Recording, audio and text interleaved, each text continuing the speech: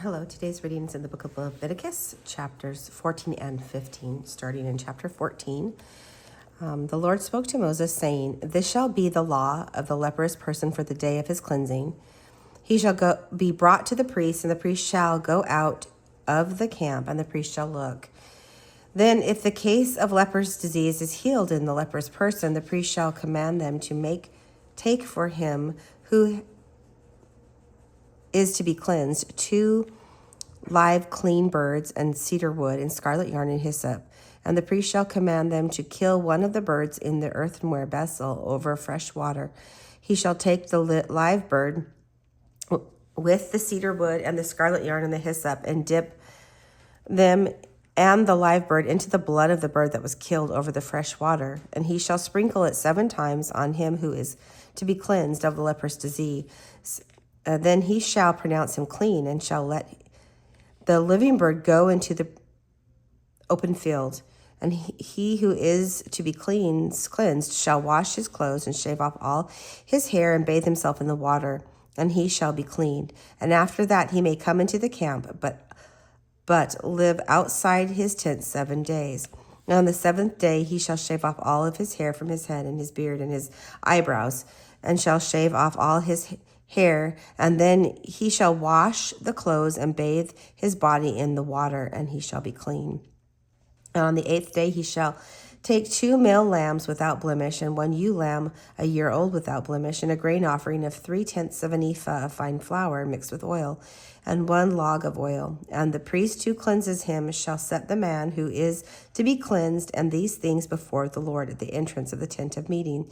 And the priest shall take 1 of the male lambs and offer it for a guilt offering along with the log of oil, and wave them for a wave offering before the Lord. And he shall kill the lamb in the place where they kill the sin offering, and the burnt offering in the place of the sanctuary. For the guilt offering, like the sin offering, belongs to the priest. It is most holy. The priest shall take some of the blood of the guilt offering and the priest shall put it on the lobe of the right ear of him who is to be cleansed, and on the thumb of his right hand, and on the big toe of his right foot. Then the priest shall take some of the log of oil and pour it onto the palm of his own left hand, and dip his right finger into the oil that is in his left hand, and sprinkle some oil with his finger 7 times before the Lord. And some of the oil that remains in his hand the priest shall put on the lobe of his right ear of him who is to be cleansed, and on the thumb of his right hand, and on the big toe of his right foot, and on the top of the blood of the guilt offering. And the rest of the oil that is in the priest's hand he shall put on the head of him who is to be cleansed. Then the priest shall make atonement for him before the Lord. And the priest shall offer the sin offering to make atonement for him who is to be cleansed from his uncleanliness. And after he shall kill the burnt offering, the priest shall offer the burnt offering and grain offering to the altar. Thus the priest shall make atonement for him, and he shall be cleaned.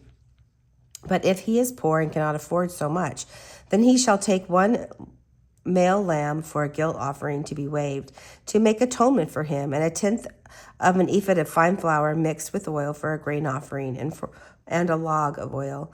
Also 2 turtle doves or 2 pigeons, whichever he can afford, and 1 shall be a sin offering, and the other a burnt offering.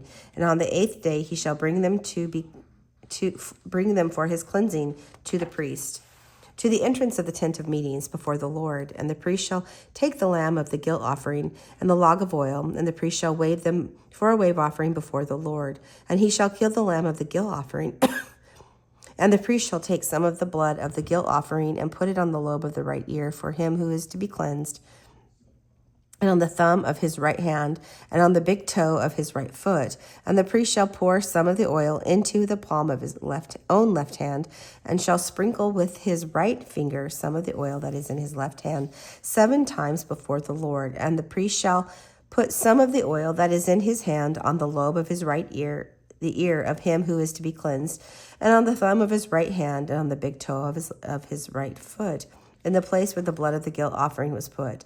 And the rest of the oil that is in the priest's hand he shall put on the head of him who is to be cleansed, to make atonement for him before the Lord.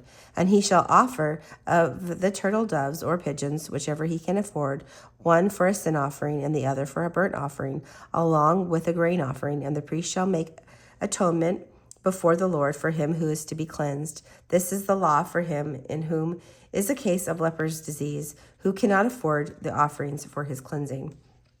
And the Lord spoke to Moses and Aaron, saying, when you come into the land of Canaan, which I give you for a possession, and I put a case of leprous disease in a house in the land of your possession, then he who owns the house shall come and tell the priest, there seems to me to be some case of disease in my house.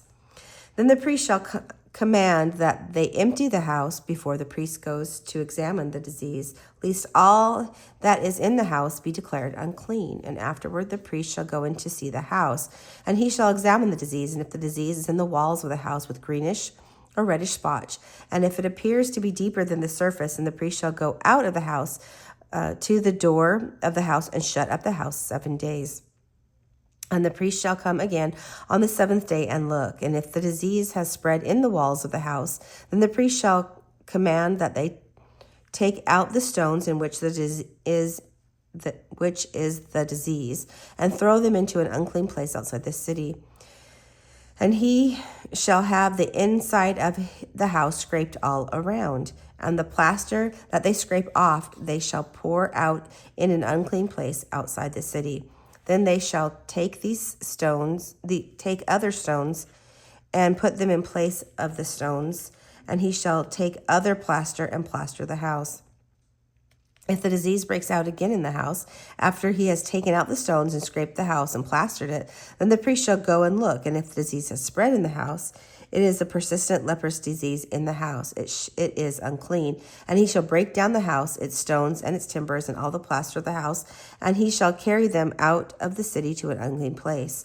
Moreover, whoever enters the house while it is shut up shall be unclean until the evening. And whoever sleeps in the house shall wash his clothes, and whoever eats in the house shall wash his clothes. But if the priest comes and looks, and if the disease has not spread in the house after the house was plastered, then the priest shall pronounce the house clean, for the disease is healed. And for the cleansing of the house he shall take 2 small birds with cedar wood and scarlet yarn and hyssop, and shall kill one of the birds in an earthenware vessel over fresh water, and shall take the cedar wood and the hyssop and the scarlet yarn along with a live bird, and dip them in the blood of the bird that was killed and in the fresh water, and sprinkle the house 7 times. Thus he shall cleanse the house with the blood of the bird and with the fresh water and with the live bird and with the cedar wood and the hyssop and the scarlet yarn. And he shall let the live bird go out in the city into an open country, so that he shall make atonement for the house, and it shall be clean.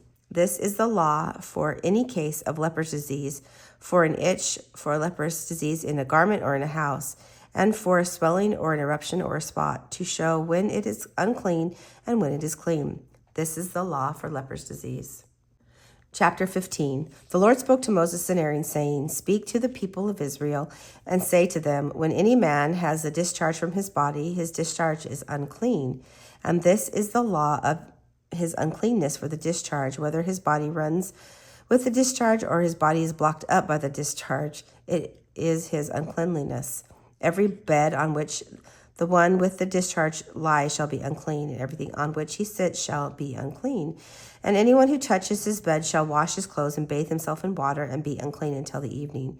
And whoever sits on anything on which the one with the discharge has sat shall wash his clothes and bathe himself in water and be unclean until evening.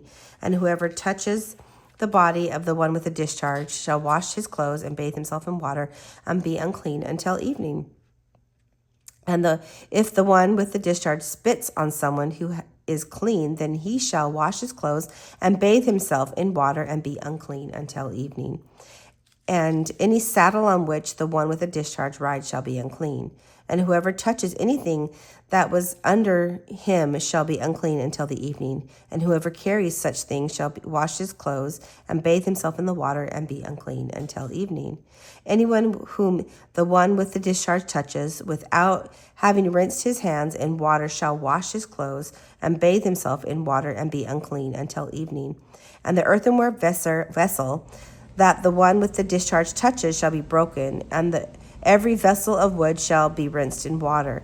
And then the one with the discharge is cleansed of his discharge. Then he shall count for himself 7 days for his cleansing, and wash his clothes. And he shall bathe his body in fresh water, and shall be clean. And on the 8th day he shall take 2 turtle doves or 2 pigeons, and come before the Lord to the entrance of the tent of meeting, and give them to the priest. And the priest shall use them, one for a sin offering, and the other for a burnt offering. And the priest shall make atonement for him before the Lord for his discharge. If a man has an emission of semen, he shall bathe his whole body in water, and be unclean until evening. And every garment and every skin on which the semen comes shall be washed with water, and be unclean until the evening. If a man lies with a woman and has an emission of semen, both of them shall bathe themselves in water, and be unclean until evening. When a woman has discharge, and the discharge in her body is blood, she shall be in her menstrual impurity for 7 days, and whoever touches her shall be unclean until the evening. And everything on which she lies during her menstrual impurity shall be unclean. Everything also on which she sits shall be unclean. And whoever touches her bed shall wash his clothes, and bathe himself in the water, and be unclean until evening. And whoever touches anything on which she sits shall wash his clothes, and bathe himself in water, and be unclean until evening. Whether it is the bed or anything on which she sits, when he touches it shall be unclean until the evening. And if any man lies with her, and her menstrual impurity comes upon him, he shall be unclean 7 days, and every bed on which he lies shall be unclean. If a woman has a discharge of blood for many days, not at the time of her menstrual impurity, or if she has a discharge beyond the time of her impurity, all the days of her discharge she shall continue in uncleanliness. As in the days of her impurity she shall be unclean. Every bed on which she lies, all the days of her discharge shall be to her as a bed of her impurity, and everything on which she sits shall be unclean, as in the uncleanness of her menstrual impurity. And whoever touches these things shall be unclean, and shall wash his clothes, and bathe himself in water, and be unclean until evening. But if she is cleansed of her discharge, she shall count for herself 7 days, and after that she shall be clean. And on the 8th day she shall take 2 turtle doves or 2 pigeons, and bring them to the priest to the entrance of the tent of meeting. And the priest shall use one for a sin offering, and the other for a burnt offering. And the priest shall make atonement for her before the Lord for her unclean discharge. Thus you shall keep the people of Israel separate from their uncleanness, lest they die in their uncleanness by defiling my tabernacle that is in their midst. This is the law for him who has a discharge, and for him who has an emission of semen, becoming unclean thereby.